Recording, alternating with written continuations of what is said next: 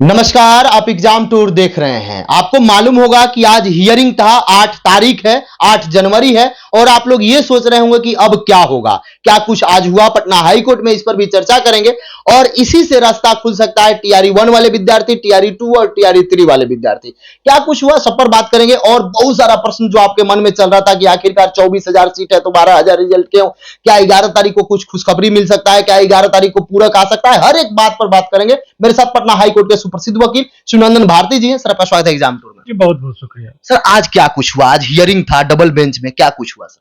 देखिए, ये जो हियरिंग का जहां तक था, ये हम लोगों ने भी काफी उम्मीद लगा के रखे थे कि चूंकि छात्रों को जिस कदर बेचैनी देख रहे हैं, जी जी। तो अपने इसी यही वजह था कि हमारी नजर थी। तो उसमें एक टेक्निकल कुछ नहीं था। दरअसल भीतर की बात जो ये है कि अभी सभी लोग जानते हैं कि ये जो है सो डिवीजन बेंच में, यानी जिसको डबल बेंच कहते हैं, यानी कि 2 जजों के बेंच के सामने ये मामला है। और वहां पर वो जो इस मामले में हम लोगों छात्रों के तरफ से यही है कि भाई इसमें सप्लीमेंट्री रिजल्ट होनी चाहिए, क्योंकि जन्म के आधार पर इन लोगों का केवल छट रहा है, योग्यता के आधार पर नहीं छट रहा है। सवाल यह है कि कोई 1992 में है तो उसको नौकरी, या जो 2002 ईस्वी में पैदा लिया उसको नौकरी नहीं, क्योंकि मार्क्स वही लाया है। तो हालांकि ये कॉन्स्टिट्यूशन का एक बेसिक चीज हम बच्चों को पता है कि आर्टिकल 14, आर्टिकल 16 नौकरी में जो है आरक्षण की बात करें तो एक कहता है कि all are equal in the eyes of law, और दूसरा कहता है कि जन्म के आधार पर, जाति के आधार पर, जन्म के आधार पर, धर्म के आधार पर आप भेदभाव नहीं कर सकते हैं। तो भाई ये तो जन्म के आधार पर हो गया कि हमारा इतना जन्म तारीख को है तो इनको भेदभाव एक ही, तो ये क्लास नहीं चलता है। ये पॉलिसी है भी तो ये गलत है, और उसको सिंगल जज ने माना भी है। उन्होंने कहा कि सप्लीमेंट्री रिजल्ट दीजिए। आज जो सुनवाई थी एलपीए में, उसमें एक मैंने 16 तारीख को इस पर फिर सुनवाई फिक्स की गई। 16 इसी 16 को। आप कहिएगा कि सर इसमें क्या है, तो बच्चों को हम जानकारी के लिए बता दें कि बहुत लोगों को ये खबर नहीं है, लेकिन मैं भीतर की बात बता रहा हूँ कि देखिए इसमें जो 1 सप्ताह का टाइम मिला है वो क्यों लिया गया है। ये आपको बता दें कि ये बीपीएससी के द्वारा समय की मांग नहीं की गई थी। इसमें पेटिशनर के तरफ से ही ये बात उठाया गया, और उसके पीछे रीजन ये है कि ऑनरेबल चीफ जस्टिस साहब को बारे में, जो पटना हाई कोर्ट के चीफ जस्टिस साहब है, वो उनका प्रमोशन हो गया है, अब वो सुप्रीम कोर्ट में के लिए जज बन गए हैं। तो ऐसे परिस्थिति में हो सकता है कि इसी बीच में वो चले जाए या कुछ है, तो आधा सुनवाई हो जाएगी तो जजमेंट सब कहीं माने रिजर्व रह जाता है, बहुत सारी परिस्थिति। तो ये भी एक रीजन था। हालांकि इसके साथ साथ हम लोगों ने सप्लीमेंट्री का भी ये किया है, और जब प्रमोशन सब हो जाता है तो लोग उस कोर्ट में सोचते हैं कि अब हम लोग का जो कंटिन्यू, चूंकि उस पर असर तो होगा बच्चों पर, तो बहुत सोच समझ के, और बहुत ही अच्छे जो प्रसिद्ध वकील है, हम लोगों के सीनियर भी हैं, तो बहुत सारे लोगों का ये एक तरह बना के नहीं सभी मिलके उस तरह से किया जाएगा। तो ये छात्रों को ज्यादा नहीं, 7 दिनों तक का और इंतजार की घड़ियां बढ़ी, क्योंकि फाइनल स्टेज में है एलपीए के बाद। इस बीच में आपने जो कहा टीआरई 3 के लेके जो बहुत सारे बच्चे हैं, उन लोगों के लिए देखिए सजेशन, आप एक चीज जान लीजिए कि एक विश्वास होना चाहिए।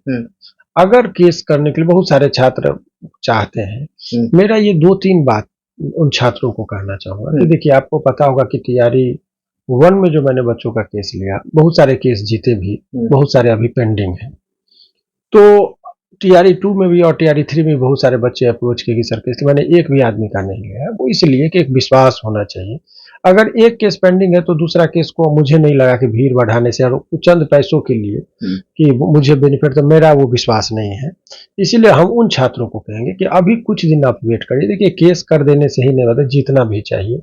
तो अभी जब आप पैटर्न देख रहे हैं, रुख देख रहे हैं, तो 7 दिन एटलीस्ट रुकिए। और यदि केस करना भी चाहते हैं तो इसके लिए अभी कुछ केस खारिज हुआ है। खारिज इस ग्राउंड पर हुआ है कि जो रिप्रेजेंटेशन नहीं दिया था, उन छात्रों को अभी जो है सो ये रिजल्ट के संबंध में उनको रिप्रेजेंटेशन देने का मतलब कि आप एक बार अवगत करा दीजिए आयोग को और चेयरमैन जो है बिहार सरकार के सचिव को, ये अवगत कराइए कि मेरा रिजल्ट हम देखिए डेट ऑफ बर्थ मेरा इतना है इतना। मतलब एक एप्लीकेशन से भी करा सकते हैं, एप्लीकेशन को कहते हैं रिप्रेजेंटेशन लोगों को, कि आप एक आवेदन दे दीजिए, नहीं तो आपका केस मेंटेनेबल नहीं है, उसको कोर्ट जो है सो इंटरटेन नहीं करती, उस आधार पर कई केस को डिसमिस भी किया है। तो ये एक आपका आधार बनेगा कि आपने रिप्रेजेंटेशन नहीं दिया, इसीलिए इस बीच में एक आवेदन, हालांकि एक फॉर्मेट हम आपको दे देंगे, बहुत सारे छात्र हमारे पास आए थे तो हमने कहा कि ये आवेदन दीजिए, तब तक ये 7 तारीख तक मैंने 7 दिन के अंदर वो आ भी जाएगा, तब अगर आप लोगों को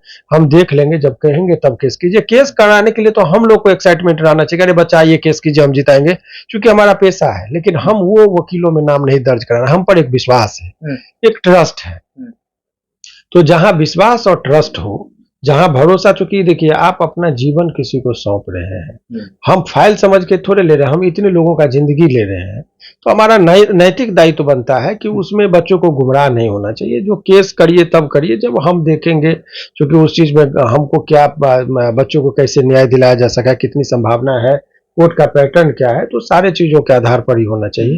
तो अभी थोड़ा आप लोग इंतजार करिए। इस बीच में आपको एक लेटेस्ट जानकारी, जो क्योंकि ये बहुत ही जिम्मेदार चैनल है, इन्हीं के माध्यम से एक चिट्ठी का मैं जिक्र कर रहा हूँ। अभी ये बहुत ही अच्छी चिट्ठी, हालांकि इसका एक अलग मायने है, वो चिट्ठी पर भी इनको मैं दे दूंगा, वो शेयर कर देंगे। उस चिट्ठी में स्पष्ट निर्देश है कि TRE 1 के लिए जो सचिव महोदय ने बीपीएससी से मांगा कि ऐसे कितने बच्चे हैं जो बच्चे का जन्म तिथि के आधार पर 26वीं यानी कि TRE 1 में जो रिजल्ट हुआ था उसका हमको दिए कि जन्म तिथि के आधार पर छूटा है इतने बार, और कितने सीट रिक्तियां हैं, ताकि उसका वो रिजल्ट देंगे। यानी कि इसमें रिजल्ट देने के लिए वो लोग माइंड सेट कर रहे हैं कि रिजल्ट उनको देना चाहिए कोर्ट का, और ये भी लिखें कि कोर्ट के आदेश के अनुपालन में। आपको बता दें कि इसमें चूंकि हम लोगों का बहुत सारा केस हम लोग जीते, कंटेम्प्ट ऑफ कोर्ट का मामला था, तो विभाग भी अपने स्तर से माइंड सेट कर रही है कि हमको ज्वाइनिंग तो कराना ही पड़ेगा डेट ऑफ बर्थ के आधार, जैसे भी कराएं। तो वो चिट्ठी का मैं जिक्र कराऊं, और बजाते वो चिट्ठी चलाइए, बच्चे को पढ़ने दीजिए, वो सब समझ जाएंगे क्या होना है। इसीलिए केस करने से पहले अभी 7 दिन रुकिए, पैसा बेवजह खर्चा मत कीजिए। 7 दिन के बाद हम बताएंगे कि अब ये TRE 3 में जो सप्लीमेंट्री रिजल्ट चाह रहे हैं, डेट ऑफ बर्थ से छटे हैं, जब हम बोलेंगे तब आपको जो उचित वकील बुझाए, ये नहीं कि मैं कहूंगा कि मेरे पास आइए, तब आप करिएगा, लेकिन अभी कुछ दिन आपको रुकना चाहिए, मेरा सजेशन है। अब आपको लगता है कि अब कहीं जाना चाहिए तो इस बीच में आप जा सकते हैं। सर TRE 3 में हम जैसा कि चर्चा चल रहा है, आप भी बता रहे हैं कि कुछ रिजल्ट आ सकता है, क्योंकि अगर 11-12 का बात करें तो वहां भी 50% से कुछ कम सीट बचाया गया है, 6 to 8 भी बात करें वहां भी बचाया गया है, 9-10 भी बात करें वहां भी 1 to 5 करें, सब जगह कुछ रिवाइज रिजल्ट की भी बात चल रही है, क्योंकि जो विद्यार्थी ये गेस्ट शिक्षक थे उनको अंक को लेकर है, तो उसमें क्या सब कुछ को ध्यान में रख के रिजल्ट दिया जा सकता है? देखिए अभी आपके इस प्रश्न का आंसर लेने से पहले मैं वो चिट्ठी निकाल लिया, जो बहुत बड़ी खुशखबरी और राहत बड़ी बच्चों के लिए वो खबर है। इस चिट्ठी के यदि मायने आप निकालिए तो आपको स्पष्ट है कि वो ज्वाइनिंग कराएगा, वो जजमेंट के आलोक में, ये बात तय है। 7 दिन वेट कर लीजिए, यदि वो जजमेंट में नहीं, जो 15 को कुछ डिसीजन नहीं आ रहा है, तो जो भी पेटिशनर है, माने जो बच्चे का हुआ है, उस चिट्ठी का, चूंकि उसमें स्पष्ट निर्देश है कि वो मैं आपको वो चिट्ठी का वो मैं पढ़ के भी सुना दे रहा हूँ, तो आप चला दीजिएगा, चूंकि उसमें स्पष्ट कर दिया है वो शिक्षा सचिव ने चिट्ठी लिखा है बीपीएससी को कि आप हमको डाटा दीजिए कि कितने बच्चों का आपने, ताकि मैं उस केस जो CWJC जो है उनके आलोक में जितने लोगों का नियुक्ति मुझे करना है, कितने लोग हैं उसका डाटा दीजिए, और उन लोगों का चूंकि केस में था सारा डिटेल वो ले रहा है, और ये चिट्ठी वो हम लोगों को उपलब्ध हुई है। एक बात और यहाँ पूछे, जैसे ये TRE 1 का चिट्ठी है, तो ये तो TRE 2 वाले भी आएंगे, TRE 3 वाले भी आ सकते हैं, डेट ऑफ बर्थ वाले जो है? नहीं, TRE 2 वाले में अभी डिसीजन कुछ आया नहीं, TRE 3 वाले में कोई केस हुआ तो अभी तो प्रोसेस में, तो वो तो TRE 1 का है। जब TRE 1 का पहला दरवाजा आप प्रवेश करेंगे तब ना दूसरा में भी जाएंगे और तीसरा में जाएंगे, तो मैं कह रहा हूँ पहला दरवाजा पर ही अभी केस अटका हुआ है, तो दूसरे तीसरे पर अभी जाने का जरूरत नहीं। मेरा अपने बेवजह भीड़ बढ़ाने से और केस करने से नहीं होगा, अभी आप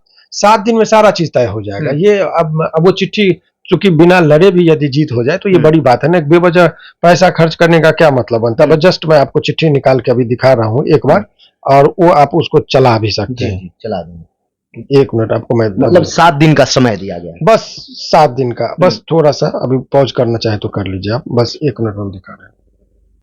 देखिए एक चिट्ठी है जो कि सभी विद्यार्थी के लिए, वैसे विद्यार्थी जो टीआरई 1 वाले हैं या टीआरई 2 वाले हैं या टीआरई 3 वाले, इस चिट्ठी को जरूर देखें, कहां से दिया गया और क्या कुछ है, क्यों डाटा मांगा जा रहा है, क्या संभव है, इस बात को समझ। नहीं, बहुत बड़ी मैं यहाँ पर क्लियर करूं, टीआरई 1 वाले के संदर्भ में ज्यादा महत्वपूर्ण है। तब आप टीआरई 1 वाले को समझिएगा तो टीआरई 2 और टीआरई 3 वाले भी समझेंगे। केस करने का कितना पॉजिटिव चीज हुआ है वो हम लोग करेंगे, लेकिन अभी आप लोग वेट करिएगा, केस तुरंत नहीं करिएगा, क्योंकि टीआरई 1 में जो हम लोग केस जीते थे उसके संदर्भ में ये चिट्ठी जो है पंकज कुमार निदेशक प्राथमिक शिक्षा ने दिया है बीपीएससी को, और कहा CWJC नंबर इतना में धीरेन्द्र कुमार और वन में राज्य सरकार दिनांक 18/7/24 को पारित न्यायादेश के अनुपालन के संबंध में उसको कैसे पालन कराना है वो अपना बोलते हैं कि उपरोक्त विषय में ये अपना जजमेंट का बात आगे कहते हैं। सेकंड पारा हिंदी से जाते, माननीय न्यायालय के आदेश के अनुपालन के आलोक में विभाग को निम्न बिंदु पर आयोग से जानकारी अपेक्षित है ताकि विभाग द्वारा समुचित निर्णय लिया जा सके। पहला, विज्ञापन संख्या 26/2023 जो टीआरई 1 था, अध्यापक 1 से 5 वर्ग के आलोक में आयोजित परीक्षा में ऐसे कितने अभ्यर्थी हैं जिनका प्राप्तांक एवं जन्म तिथि उनके कोटि में आयोग के द्वारा निर्धारित कट ऑफ प्राप्त एवं कट ऑफ जन्म तिथि के समरूप है, परंतु उसका नाम मेघा सूची में नहीं है। अतः अनुरोध है कि वांछित ब्यौरा विभाग को उपलब्ध कराने की कृपा की जाए ताकि विभाग द्वारा ससमय अग्रतर कार्रवाई की जाए। इसका मतलब क्या हुआ कि डाटा वो ले रही है ताकि उस डाटा के आधार पर नियुक्ति इनको करना है। अब ये चीज लेके वो काउंटर जो जमा करेंगे उनको पूरा डाटा चाहिए, तो वो जो अभी जो माननीय उच्च न्यायालय में जो मामला 15 को होगा तब आपको ये केस का तो दे दिया कि जीत को उनको पता है कि इस आधार पर हमको डाटा देना है, तो केस जीतने के बहुत करीब है हम लोग। जितना भी छात्रों का है नौकरी की संभावना सीट है तो मिलेगा, परंतु उसमें अब जो नया पैटर्न है बहुत लोगों का जो रिप्रेजेंटेशन नहीं दिया था उनको थोड़ा सा प्रॉब्लम हो सकता है। इसीलिए अभी जो टीआरई 3 वाले जो बच्चे बहुत लोग हम कल जो मैंने कहा था रिप्रेजेंटेशन देख के फिर हम रिप्रेजेंटेशन का मतलब क्या देना है वो मैं आपके एक फॉर्मेट जो आवेदन का क्या होना चाहिए आप ले लीजिएगा, और वो फॉर्मेट वो आपको भर के स्पीड पोस्ट से भेज के उसका अधकट्टी रखना है। फिर आप किसी भी वकील साहब के पास जाएंगे तो वो काम आएगा, ऐसा नहीं कि मेरे पास आइएगा।